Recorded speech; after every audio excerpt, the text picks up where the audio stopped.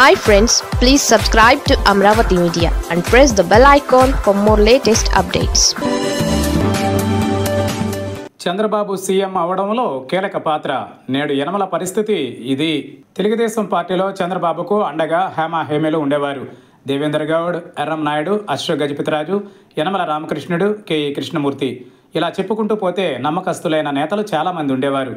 1995లో TDP సంక్షోభ సమయంలో చాలామంది సీనియర్లు చంద్రబాబు నాయకత్వాన్ని సమర్థించారు. అంతటి క్లిష్ట సమయంలో ఎన్టీఆర్ లాంటి నేత నుంచి అధికారాన్ని చేజిక్కించుకునేందుకు చంద్రబాబుకు అన్ని విధాలా సహకరించారు. చంద్రబాబు సైతం సీనియర్ల విషయంలో ఎప్పుడూ అన్యాయం చేయలేదు.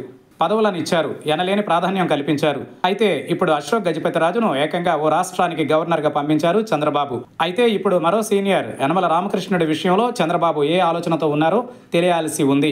తెలుగుదేశం పార్టీలో Yanamala Ramakrishnudu senior most leader.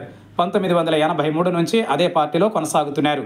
TDP ప్రభుత్వం చేపట్టిన ప్రతిసారి ఆయన ఆర్థిక శాఖ మంత్రి పదవి తీసుకునేవారు. యనమల అయితే లెక్క సరిపోతుందని చంద్రబాబు లెక్క.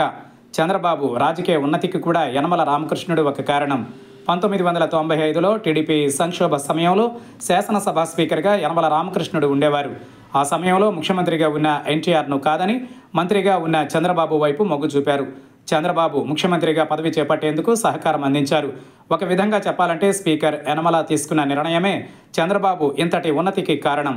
అయితే ఇప్పుడు యనమల గౌరవప్రదమైన రిటైర్మెంట్ కోరుకుంటున్నారు.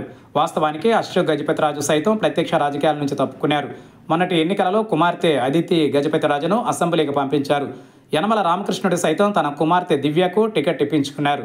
ఆమె సైతం గెలిచి అసెంబ్లీలో అడుగుపెట్టారు. మార్చి వరకు ఎమ్మెల్సీ పదవిలో కొనసాగారు యనమల. ఎమ్మెల్సీగా మరోసారి ఆయనకు అవకాశం దక్కలేదు. ఇప్పుడు అశోక్ గజపతిరాజుకు గవర్నర్గా అవకాశం ఇవ్వడంతో యనమల రామకృష్ణుడికి ఏ అవకాశం ఇస్తారన్న ప్రచారం నడుస్తోంది. అయితే యనమల మదిలో రాజ్యసభ పదవి ఉంది. తప్పకుండా యనమలను చంద్రబాబు రాజ్యసభకు పంపిస్తారని ఒక ప్రచారం అయితే ఉంది. అయితే 2026 ద్వితీయార్థంలోనే రాజ్యసభకు ఎన్నికలు జరుగుతాయి.